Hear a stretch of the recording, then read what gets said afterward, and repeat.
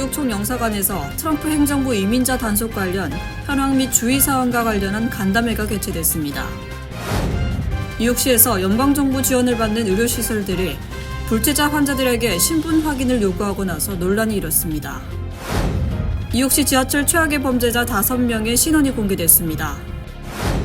경찰 무력 사용 지침을 2년마다 재검토하고 필요시 개정을 의무화하도록 하는 법안이 뉴저지 주 하원을 통과했습니다. 뉴저지 한인 밀집 학군 다수에 주정부 지원금이 삭감될 것으로 예고됐습니다. 앤드류 쿠오모 전 뉴욕주지사가 지난 주말 공식적으로 뉴욕시장 선거 출마를 공식 선언했습니다.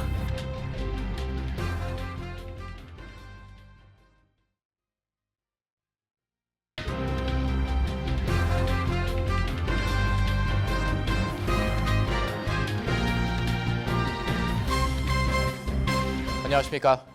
KBTV 뉴스9 이창원입니다. 트럼프 대통령이 오늘 캐나다와 멕시코와의 추가 협상 여지가 없다고 밝혔으며 25%의 수입 관세가 자정부터 시행될 것이라고 전했습니다. 이 조치는 주로 펜트놀 마약 밀매 차단을 목표로 하고 있으며 펜트놀은 미국 내 주요 마약 문제로 떠오르고 있습니다. 한편 트럼프 행정부 2기에 들어 범죄 연루 불법 이민자 체포가 미 전역에서 이어지고 있는데요. 이에 지난 금요일 주 뉴욕 총영사관에서는 트럼프 행정부 이민자 단속 관련 현황 및 주의 사항과 관련한 간담회가 개최됐습니다. 주인우 기자가 전해드립니다. 지난 금요일 오후 3시 뉴욕시 맨해튼에 위치한 주 뉴욕 총영사관에서는 트럼프 행정부 이민 단속 정책과 관련한 간담회가 개최됐습니다. 모두 발언에 나선 이동규 영사는 최근 뉴욕과 뉴저지 일대에서도 이민 세관 단속국과 경찰국의 협력하에 단속이 이어지고 있다고 밝히면서도 아직까지는 체포된 한국 국적자는 없는 것으로 확인됐다고 밝혔습니다. 주 뉴욕 총영사관은 뉴욕, 뉴저지, 커네디컷, 펜실베니아 등 총 5개 주를 관할하고 있다며 각 한인회 및 체포자 구금시설, 민권단체와 긴밀히 연락하며 한국 국적자의 피해 상황 파악, 모니터링을 하고 있다고 전했습니다. 이어 뉴욕, 뉴저지에서 레스토랑, 카페 등을 운영하는 소상공인의 경우 불법 체류자를 고용하다 단속에 걸리면 벌금 등의 피해를 볼 수 있는 상황이라고 주의를 당부했습니다. 또한 F1 학생 비자를 소지한 유학생의 경우 학업을 위한 비자를 받은 것이기 때문에 불법 취업을 통해 일하다 적발되면 이민법 위반으로 추방될 수 있다고 경고했습니다. 합법적인 체류자라 할지라도 신분을 증명할 수 있는 비자, 여권, 영주권, 시민권 등을 휴대폰 사진으로라도 소지하고 다녀야 단속 시 합법 체류 증명이 가능하다고 강조했습니다. 만일 불법 이민자 단속 과정에서 체포될 경우 연방이민단속국이 국적자 체포 사실을 영사관에 알릴 의무가 없기 때문에 본인이 요청을 해야지만 영사관에서 법률 서비스 및 부당행위 여부에 대한 조사에 나설 수 있습니다. 영사 조력을 신청할 경우 통역 서비스, 법률 서비스, 면담 신청, 인권 침해 신고가 가능하며 신청은 본인 또는 가족이 요청할 수 있습니다. 긴급 요청 방법 및 연락처는 주 뉴욕 총영사관 홈페이지를 통해 확인할 수 있습니다. KBTV 뉴스 주현우입니다. 뉴욕시에서 연방정부 지원을 받는 의료시설들이 불체자 진료 거부를 목적으로 환자들에게 신분 확인을 요구하고 나선 것으로 알려져 논란이 되고 있습니다.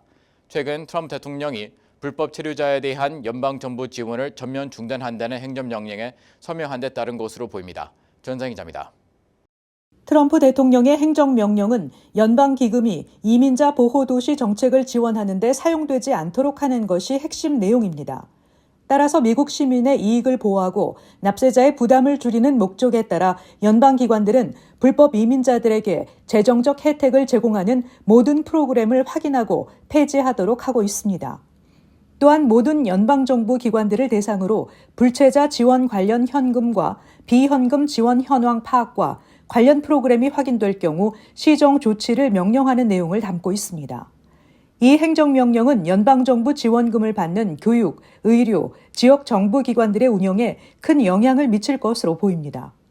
폴리티코에 따르면 퀸즈 롱아일랜드 시티에 위치한 더 플러싱 하스피탈은 시설 내 진료 환자들에게 미국 시민 증명 또는 소셜 시큐리티 번호 제시를 요구하는 안내문을 내걸었습니다. 연방보건국 자료에 따르면 해당 진료소는 연간 $400만 달러의 연방정부 보조금을 지원받는 곳으로 지역사회에서는 오랫동안 난민과 불체자 신분 환자들을 진료해온 곳으로 알려졌습니다. 그러나 공공보건법상 연방정부 보조금을 받고 있는 시설은 환자의 신분과 진료비 지불 능력과 상관없이 기본 의료 서비스를 제공해야 함을 명시하고 있어 이는 이번 행정명령의 내용과 어긋나는 것입니다. 뉴욕 이민자연맹은 성명서를 내고 뉴욕에 있는 모든 의료시설은 도움이 필요한 이들에게 의료 서비스를 제공해야 하며 특정 계층의 진료를 거부한다는 것은 잘못된 선택을 내리는 것이라고 밝혔습니다. KBTV 뉴스 전상입니다. 뉴욕시 지하철 최악의 범죄자 5명의 신원이 공개됐습니다. 이번에 공개된 범죄자들이 저지른 범행만 무려 509건에 달하는 것으로 집계됐습니다. 주인우 기자가 전해드립니다. 범죄를 저지르고도 다시 풀려나 또 범죄를 저지르는 패턴을 이어온 이들 5명의 재범자는 브루클린과 퀸즈의 NYPD 교통단속 지구에서 검거됐습니다. 이들은 지하철 내 강도 및 강간, 폭력 범죄로 100차례 이상 체포된 것으로 확인됐습니다. 수사 당국에 따르면 56세 로버트 데이비스는 과거 129번 체포된 전력이 있으며 이 가운데 19건은 강도 사건, 9건은 중범죄에 해당했습니다. 36세의 조지 몰리나는 128건의 체포 전력이 있었으며 이 중 무려 60건이 중범죄, 52건이 강도 사건이었습니다. 또 28세 케니 미첼은 경범죄 위주의 116건 체포 전력에 57세 윌리엄 와츠는 강도 3건과 폭행 2건을 포함해 114건의 체포 전적이 있는 것으로 드러났습니다. 한편 이번 대중교통 내 상습범 검거 프로그램은 퀸즈 교통단속지구 20구역과 브루클린의 교통단속지구 34구역을 대상으로 시범적으로 시행에 돌입했습니다. 경찰은 지하철 내 흡연이나 공공장소 무기 소지와 같은 범죄 행위에 대해 범법자를 신문하고 체포하는 집행도 이어가고 있습니다. 지난 약 한 달여간 경찰은 671명의 범죄자에게 소환장을 발부했고 313명을 체포했습니다. 제시카 티시 뉴욕시경 국장은 이번 파일럿 프로그램을 뉴욕시 전역에서 정규 프로그램으로 시행할지 여부는 앞으로 몇 달 내로 결정을 내릴 것이라고 전했습니다. KBTV 뉴스 주연우입니다. 지난해 7월 경찰관의 총격에 사망한 빅토리 사건을 계기로 경찰 무력 사용 지침을 2년마다 재검토하고 필요시 개정을 의무화하도록 하는 법안이 뉴저지주 하원을 통과했습니다. 전상 기자가 전해드립니다. 법안을 발의한 앨렌박 뉴저지주 하원 의원은 빅토리아 이 사건을 계기로 앞으로는 이런 불상사가 일어나지 않았으면 한다며 이 법안이 불필요한 죽음을 막는 데 효과가 있기를 바란다고 강조했습니다. 이 법안은 지난해 7월 28일 포틀리에서 정신건강 문제를 호소하던 한인 여성 빅토리아 이 씨가 현장에 출동한 경찰의 총격에 의해 억울하게 사망하는 충격적인 사건이 발생한 이후 본격 추진됐습니다. 법안에 따르면 주 검찰총장은 짝수 해마다 경찰의 무력 사용 지침을 검토하고 필요시 개정해야 합니다. 개정된 지침에 대해 3회 이상의 공청회를 열어 지역사회 여론을 수렴해야 합니다. 또한 경찰 업무 수행 과정에서 무력이 사용된 사례는 모두 웹사이트 등에 게시하고 정보공개법에 따라 공공의 요청이 있을 경우 세부 내용을 제공하는 등 투명성을 높이는 내용도 법안에 명시돼 있습니다. 세부적으로 바리케이트 안에 있는 개인이 정신건강 위기 상황에 있는지의 여부에 따라 대응 절차가 달라져야 하고 협상 등 비살상 대응 전략이 수립돼야 하며 지휘관은 정신건강 전문가 등의 의견을 수렴해 대응 전략을 결정해야 한다는 내용도 명시됐습니다. 주 하원을 통과한 이 법안은 최종 법제화를 위해 앞으로 주 상원 통과와 주지사의 최종 서명을 거쳐야 합니다. 한편 박 의원은 피해자 가족들이 간절히 희망하는 경찰 총격 사건에 대한 수사와 기소 여부를 결정하는 대배심이 신속히 처리될 수 있도록 하는 또 다른 법안도 준비 중이라고 밝혔습니다. KBTV 뉴스 전상입니다. 뉴저지 한인 밀집 학군 다수에 주정부 지원금이 삭감될 것으로 예고됐습니다. 주정부 지원금 규모는 학군과 지역 주민 입장에서 매우 중요한데요.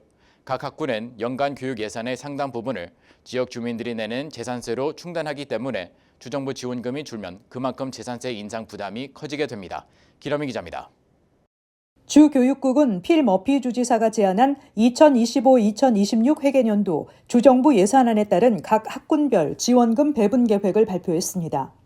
그간 한인 밀집 학군 대다수는 전년 같은 기간에 비해 늘어난 주정부 지원금을 받아왔지만 오는 7월부터 시작되는 새 회계년도에는 전년보다 지원금이 삭감되는 한인 밀집 학군이 크게 늘어났습니다.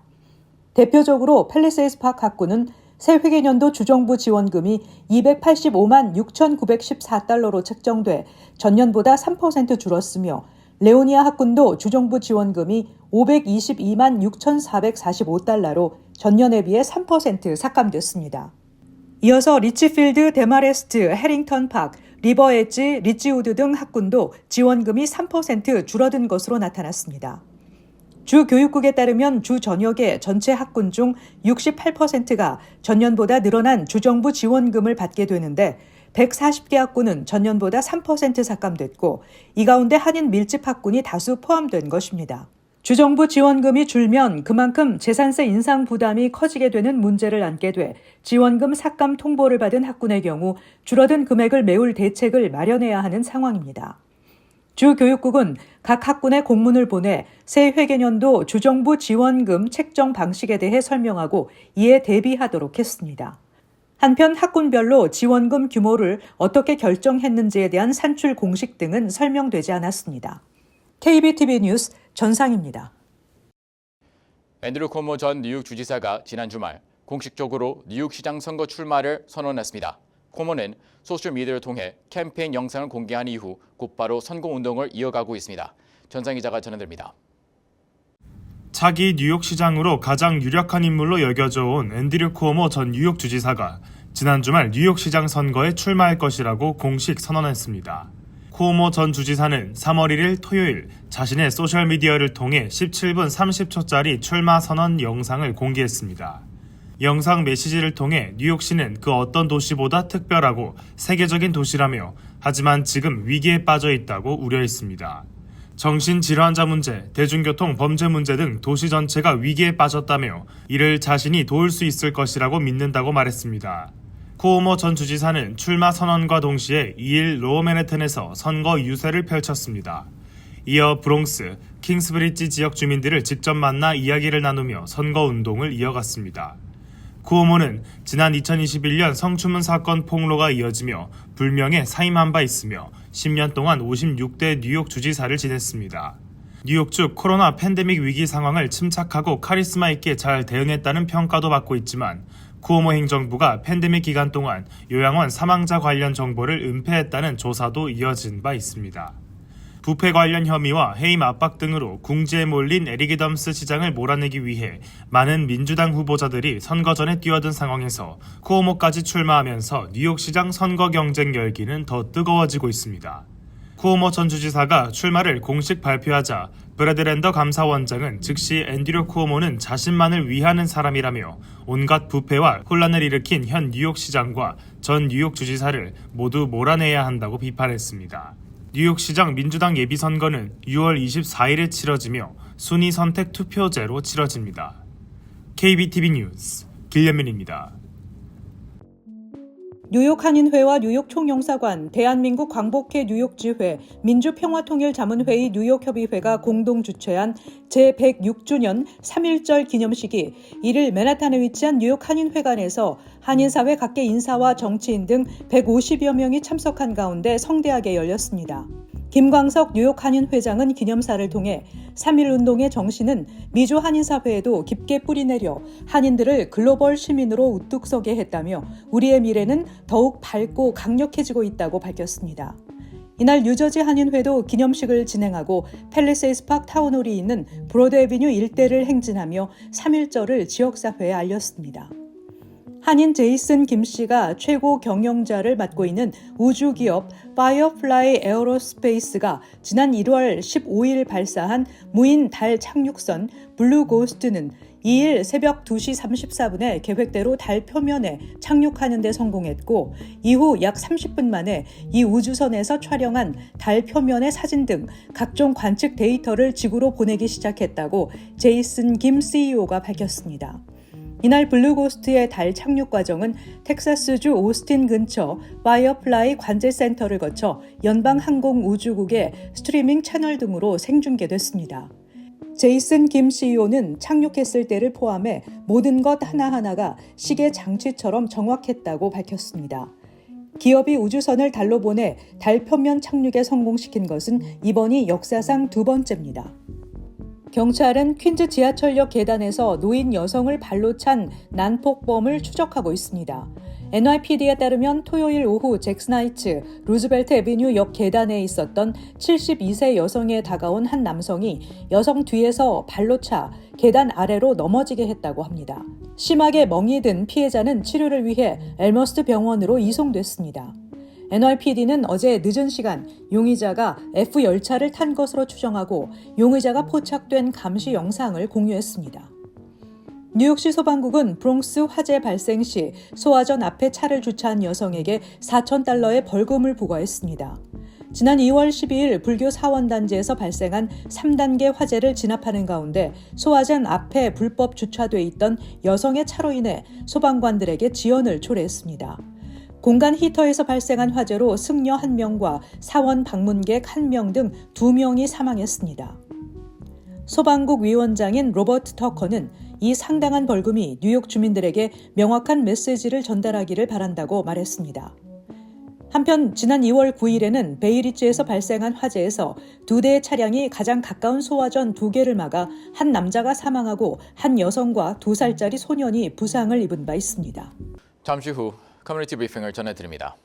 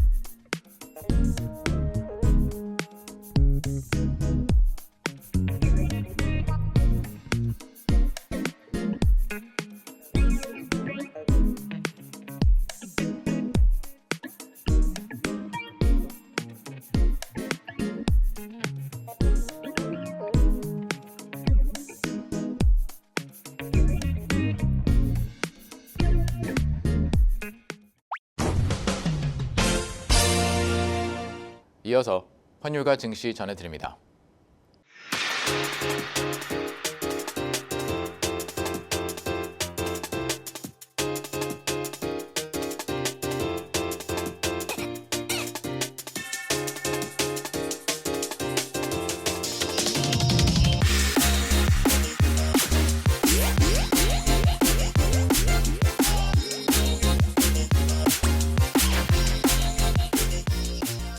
잠시 후 뉴욕과 뉴저지 날씨 전해드립니다.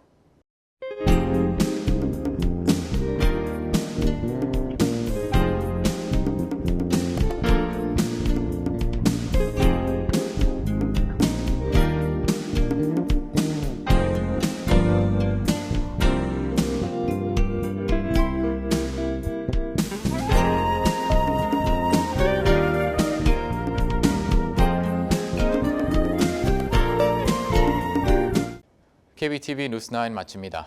오늘도 시청해주셔서 감사합니다. 편안한 밤 보내시기 바랍니다.